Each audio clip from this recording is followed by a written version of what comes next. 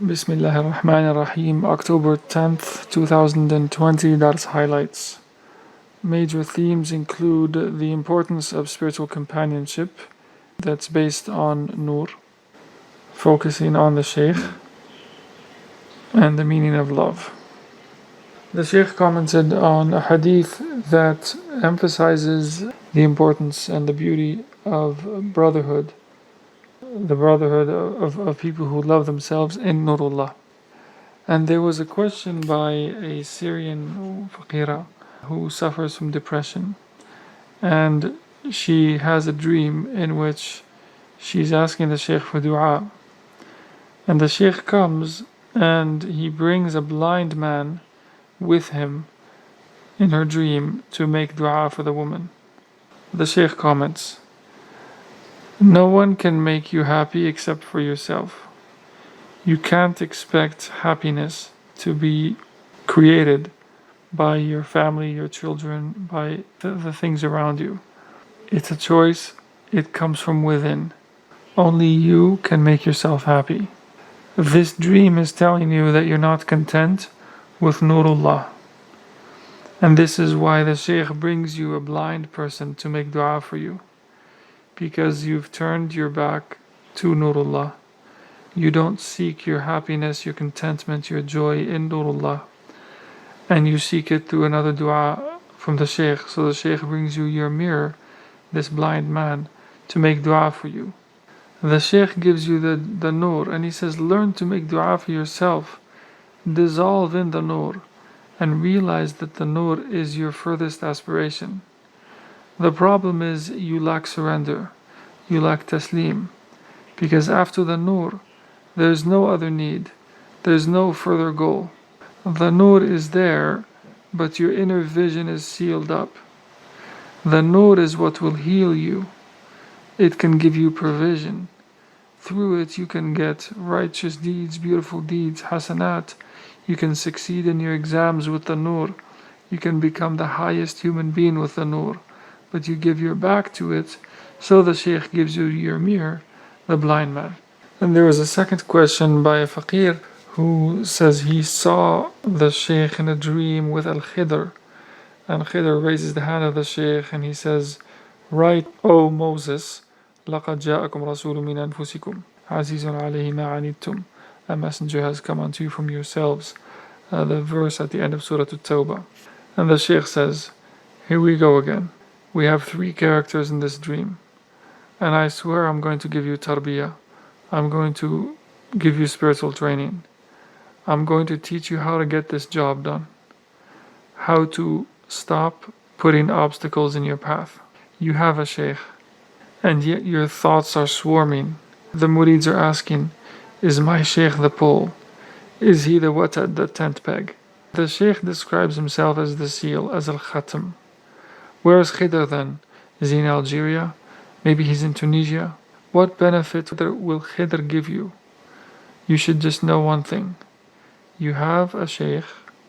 You have a Qibla. The Qibla is Becca. That's your direction. What good will Jerusalem, Baytul Maqdis, benefit you once you have Mecca? Keep your focus on Becca. Keep focused on your Qibla. God decrees your share with the Shaykh. That's enough for you. Your share by God's decree is with this Shaykh, and that has to suffice you. Khidr was a servant during the time of Musa, and Musa's goal wasn't even al-Khidr. His goal was divine knowledge, knowledge of esoteric truths. The person of al-Khidr was the intermediary, the means for attaining divine knowledge. And he tells al-Khidr, I will follow you on condition of being taught. And if you don't teach me, peace be upon you, we part ways. This is what it means to travel to God. Your goal is to take the Nur, to work on it, to attain divine knowledge, and peace be upon you. The Prophet ﷺ, when Gabriel the archangel would come to him, he wouldn't say, where are the other three archangels? Where's Sayyidina Israfil and Azrail? Where are the others? Did they not come? That's not the relationship he had with Sayyidina Jibreel. If my brother Musa lived in my time, Sayyidina Rasulullah says, he would have no choice but to follow me. In other words, those around him were wondering about Musa, and he says, you can only follow me, so that you don't honor the previous prophets more than him, alayhi salatu wasalam. You are of his ummah, and so you have to follow him. And thus, to this effect, I tell you, prophets of the past are all facets of the reality of Muhammad alayhi salatu wasalam. Sayyiduna Musa is a dimension of the Prophet alayhi salatu wasalam.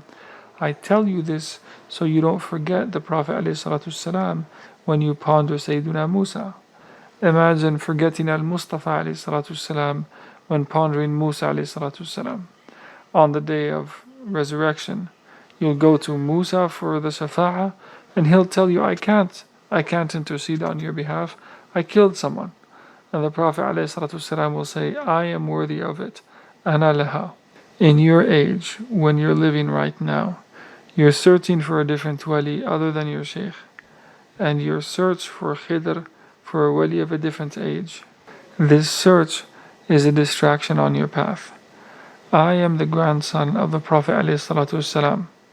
Come and speak to me with longing and love for al-Mustafa ﷺ, not with longing and love for al-Khidr and for Musa ﷺ. I am the door to the Prophet ﷺ.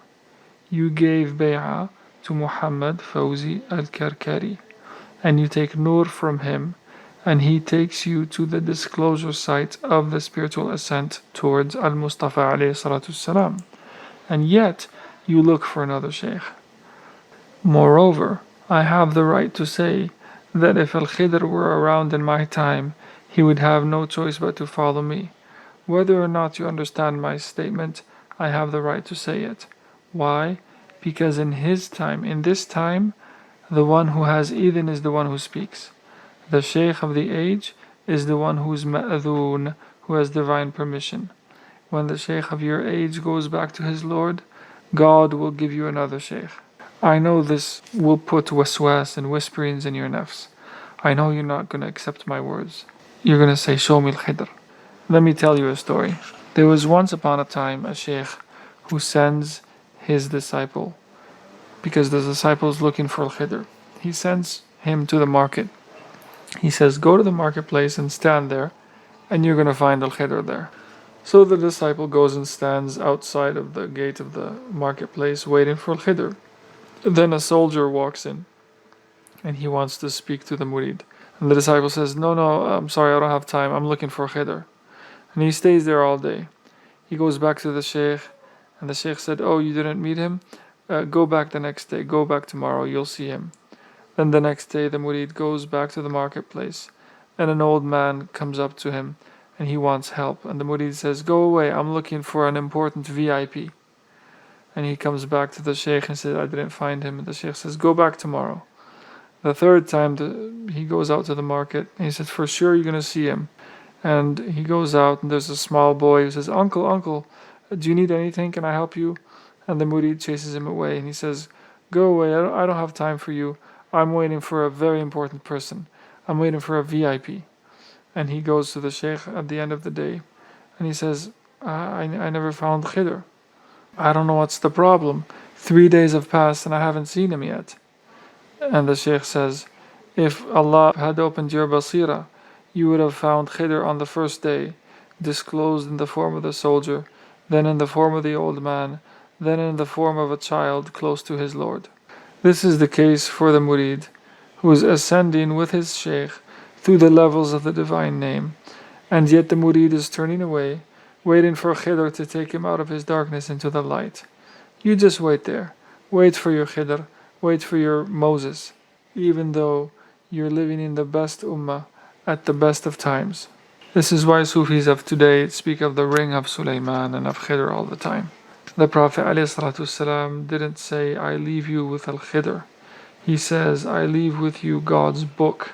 Within this book you have the concealed secrets, the divine names, the divine acts, al-Khidr, Moses, past, present and future. And along with the book I leave with you the Aitratu Ali Bayti, the progeny of my household.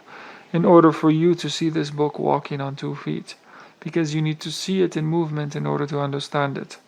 I know that this murid, he's just speaking of a dream he's having, but I'm speaking to his heart. I'm speaking of what's in the heart, not what's on the tongue. I'm not telling you I'm better than al-Khidr. Far be it, hasha lillah. I'm telling you how to journey to your Lord. Jerusalem is sacred, but you can't face it now to pray. You have to go back to the time of Moses to pray towards Jerusalem. You're living in the time of the Prophet ﷺ, and you can't change these divine norms according to your whims. Then there was another dream by a faqir who says that he sees the Shaykh holding a sun, S-U-N, in his hand. And he says, this nur is removed from the earth by so-and-so kilometers. The Shaykh is holding the celestial body, the sun, in his hand. And he's telling the murid how far the nur is from the earth. And the Shaykh says, you think the Shaykh is really going to like this dream? These are things that Jilani said centuries and centuries ago. When you experience or when you witness the nur, the size of the sun, at that moment of the disclosure, the pen is lifted for you in that state of divine attraction. You're not accountable for anything. There's no pen in that state. That's the state of وَجَّهْتُ وَجْهِي لِلَّذِي فَطَرَ السَّمَاوَاتِ وَالْأَرْضِ. I turn my face to the one who created the heavens and the earth. That's the clear opening. Al-Fath al-Mubin, it's evident. And the verse says, لِيَغْفِرَ لَكَ اللَّهُ مَا تَقَدَّمَ. We gave you a clear opening for God to forgive you what came before you, the sins past and future. Prior to this state, the pen is not lifted. But this dream is an indication of the level, of the daraja, of what it means to see the nur in the form of the sun. Compare it to 500 degrees. The prayer in Masjid al-Aqsa is worth 500 prayers, and the one in Mecca is, in Medina is 1,000, in Mecca is 10,000, or something to that effect. The different degrees, and the nur of the sun. When he says, the Shaykh says this is how far it is from the earth. He's speaking of the levels, the darajat of the hasanat that one gets in the state of experiencing or witnessing the light in the size of the sun. Then the Shaykh commented on the meaning of divine love. And he says, divine love is not emotional affection. That's wid. And emotional affection is like the first heaven of love. It's like the first heaven in relation to the seventh heaven and beyond. Love, hub, is internal, it's inward. When you say, I love the Prophet ﷺ, or I love the household of the Prophet, Hassan, Hussein, Ali, Fatima, and so on, that's all included within your love of the Prophet ﷺ. When you say, I love him, you're saying, I love Ahlul Bayt as well. But you're not saying, I love Ahlul Bayt in your own time. Those you don't love. You're not in the first century of the Islamic revelation. Your love of the Prophet ﷺ is not love of the Prophet in the first century. It's love in the 21st century. How? لَقَدْ جَاءَكُمْ رَسُولٌ مِّنْ أَنفُسِكُمْ. A messenger has come to you from among yourselves. وَفِيكُمْ رَسُولُ اللَّهِ. Within you, among you, is Rasulullah. Among you are Ahlul Bayt, who represent Rasulullah. Among you are the heirs of Rasulullah, who represent him alayhi salatu wasalam. And the test of love of Ahlul Bayt in this time is loving the descendants of Hassan, Hussein, Khadija, and so on. It's not an emotion. It's not to buy your Shaykh chewing gum. It's to become the hearing with which he hears, the seeing with which he sees. To sacrifice your parents, children, wealth, and soul. The love that you talk about ends up in court. That kind of love ends up in disputes over who takes the big screen TV. Hub, divine love, is not emotional affection. It consists of two letters, a ha and the ba. The ha is a letter of the throne, it's arshi. And the ba pertains to the treasure, the kanziya. And its value is number 2. It has the sanad of 2. And these two letters represent the share between the servant and the Lord. The ha represent the carriers of the throne. And when the ha and the ba meet, when they come together, the value is 10. The numerical value of those two letters is 10, which represents fana in the one, the totality. The 10 is fana in Allah Ta'ala, because it's reduced to 1, you drop the 0. With atfa, with emotional affective inclination, you don't have self-sacrifice. You have rebelliousness and fights. In love, when you're tested by the beloved, you sacrifice what is most precious for your beloved.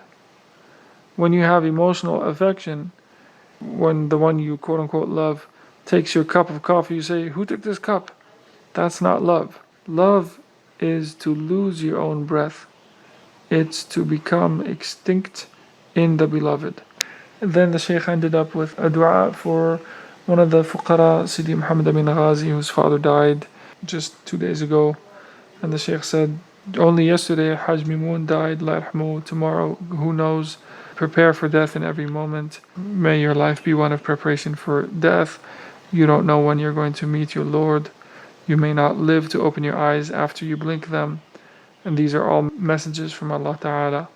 And he prayed for Allah Ta'ala to make the Prophet ﷺ beloved in our hearts, and to make us beloved in his heart, and to make us turn to him in every moment and instant, and for Allah Ta'ala to disclose himself with his mercy upon us and not with his justice. And then he made a long dua, beautiful, amazing dua, for a faqir from Oman who admitted he committed too many mistakes and errors, and the appetites are overwhelming him. And the Shaykh made a very, very beautiful dua for this heartbroken faqir.